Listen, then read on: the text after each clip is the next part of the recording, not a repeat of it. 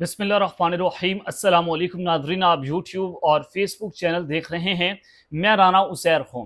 Nadreen, मैंने आपको अपने पिछले व्लॉग में जो खबर ब्रेक की, जिसको आज इंटरनेशनल मीडिया भी रिपोर्ट करना शुरू हो चुका है कि ईरान को मुज़ाकरात की आड़ में लेकर इसराइल जो है वो ईरान के जौहरी प्रोग्राम को तबाह करने की प्लानिंग्स मुकम्मल कर चुका है, ताकि अमेरिका जो है वो इस जंग में बराह रास्त ना कूदे। अमेरिका जो है विन विन सिचुएशन के अंदर चला जाए और इसराइल ईरान के ऊपर जो है वो धोखा करके हमला कर दे और ईरान को मुकम्मल तौर पर तबाह बर्बाद कर दिया जाए। अब जनाब वही कुछ हुआ है। 60 लड़ाका हथियारे और 120 बम और इसके अलावा जो मिसाइल फायर किए गए हैं इसराइल की तरफ से, और ये मिसाइल जो हैं वो ईरान के एटमी प्रोग्राम पर मारे गए हैं, वहां पर हमले किए गए हैं, तैयारों की मदद से हमले किए गए हैं। सूरत हाल इतनी खौफनाक हो चुकी है। क्या डिटेल्स इस ईरान की तरफ से आ रही हैं और तेहरान में इस वक्त क्या गैर मामूली चल रहा है, इसराइल से क्या खबरें आए, तमाम डिटेल्स मैंने आपके सामने आज के इस व्लॉग में रखनी है। लेकिन वहीं पर दूसरी जानिब अब ईरान की रिटेलिएशन, क्योंकि ईरान की जानिब से अब मुज़ाकरात खत्म करने का ऐलान कर दिया गया। जिनेवा में मुज़ाकरात थे और आज जो ईरान ने जो है वो स्टेटमेंट्स दी हैं, जिसके बाद अब सहूनी रियासत के आखिरी दिन शुरू हो चुके हैं। आज इसराइल जो ईरानी सुप्रीम लीडर हैं उन्होंने जनाब इसराइल पर जहन्नम का दरवाजा खोल दिया है और उन्होंने कहा कि हम इसराइल को तबाह बर्बाद करके रख देंगे, अब जंग शुरू हो चुकी है। वो उनकी स्टेटमेंट्स और फिर ईरान की तरफ से जो जवाब आया है वो जरा आपके सामने रखना है। लेकिन आगे बढ़ने से पहले आप सबसे दरख्वास्त के चैनल को सब्सक्राइब कर लें, बेल आइकन को दबा दें, आने वाली तमाम तरह अपडेट्स आपकी खिदमत में बर वक्त पेश होती रहें। नाज़रीन, सबसे पहले तो इसराइली फौज ने तेहरान में ईरानी फौजी तनसीबात और एक जौहरी तहकीकाती मरकज पर वसी फजाई हमले किए हैं, यानी कि 2 टारगेट्स हैं इनके। और सहूनी फौज के इन हमलों में 60 से ज्यादा लड़ाका हथियारे और जिनमें 120 बम थे और मिसाइल दागे गए, और इसराइली फौज का ईरानी मिलिट्री कमांडर को शहीद करने का दावा। इसराइली फौज ने यह कहा कि तेहरान के कल्ब में रात से जारी हमलों का सिलसिला मुकम्मल कर दिया गया है और तेहरान में मिसाइल प्रोडक्शन की मुतअद्दिद इंडस्ट्रियल साइट्स को निशाना बनाया गया।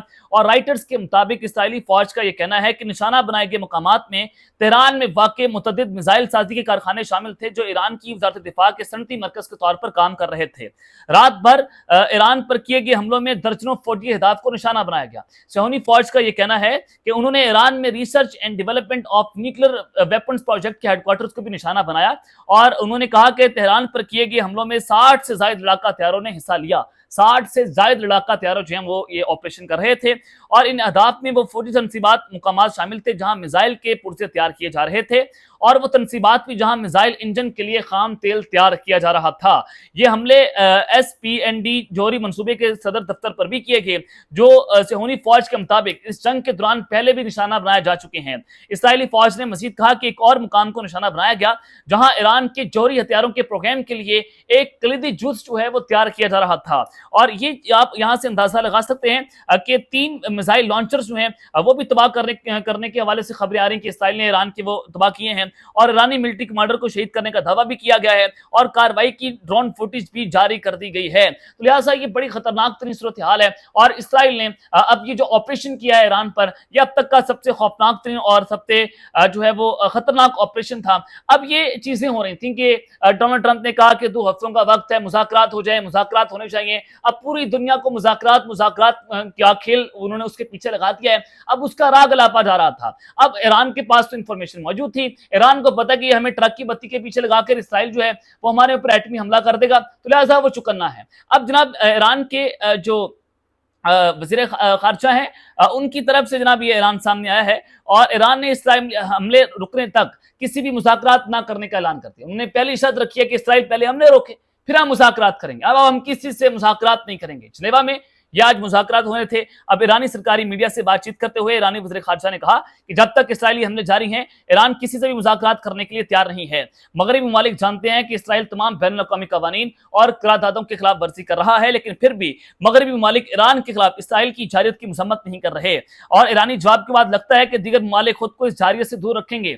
जब तक इसराइल के हमले जारी रहेंगे हम जो है वो किसी भी फरीक के साथ मुज़ाकरात करने को तैयार नहीं। अब जब फरीक की बात आ रही है तो वो अमेरिका भी है, वो मगरबी ममालिक भी हैं, वो कुछ भी हो انہوں نے کہا کہ ہم مذاکرات نہیں کریں گے۔ ایران کبھی بھی شہری آبادی خاص طور پر ہاسپٹلز کو نشانہ نہیں بناتا، لیکن اسرائیل جو ہے وہ جان بوجھ کر ہاسپٹلز اور رہائشی آبادیوں پر بمباری کرتا ہے۔ اب اسی طرح سے اسرائیل نے جو ہے وہ ایران کی ہاسپٹلز کے اوپر ایک بار پھر سے اٹیک کیا ہے، وہاں پر جناب بم مارے گئے ہیں، اور ایران کی جو ہیلتھ منسٹری ہے انہوں نے اس خبر کی تصدیق کر دی ہے کہ یہ تیسرا ہاسپٹل ہے جہاں پر جو ہے وہ اسرائیل نے حملہ کیا ہے۔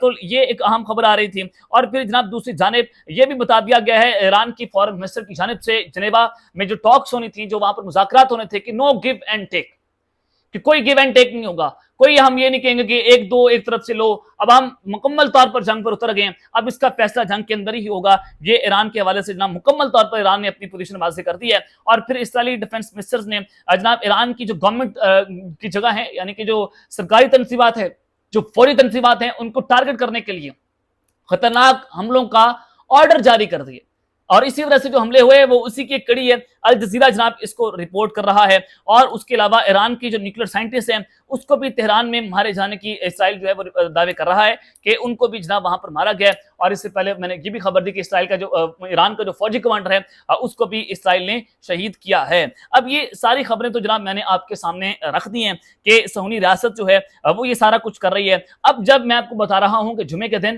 ایرانی سپریم لیڈر نے اسرائیل کے اوپر جو ہے وہ جناب جہنم کا دروازہ کھول دیا ہے، اور اب صہیونی ریاست کے آخری دن شروع ہو چکے ہیں، تو یہ خبر کیا ہے؟ جناب ایرانی سپریم لیڈر خامنئی جو ہیں انہوں نے کہا کہ صہیونی دشمن کو سزا دینے کا عمل جاری ہے۔ میں ان کی سٹیٹمنٹ رکھنے سے پہلے ایک اور اہم خبر جو ابھی یاد آئی کہ جو ان کے ایڈوائزر تھے ایرانی سپریم لیڈر کے، شام خانی صاحب، ان کے حوالے سے ایک ہفتہ پہلے اسرائیل نے کہا کہ ہم نے ان کو شہید کر دیا، اور ایک ہفتے تک ان کا بیان سامنے نہیں آیا۔ اب ان کا جو بیان سامنے آیا ہے کہ میں زندہ ہوں اور میں ہر قسم کی قربانی دینے کے لیے تیار ہوں۔ اس سے پہلے ایرانی سپریم لیڈر جو ہیں ان کو بھی نشانہ بنایا جا چکا ہے۔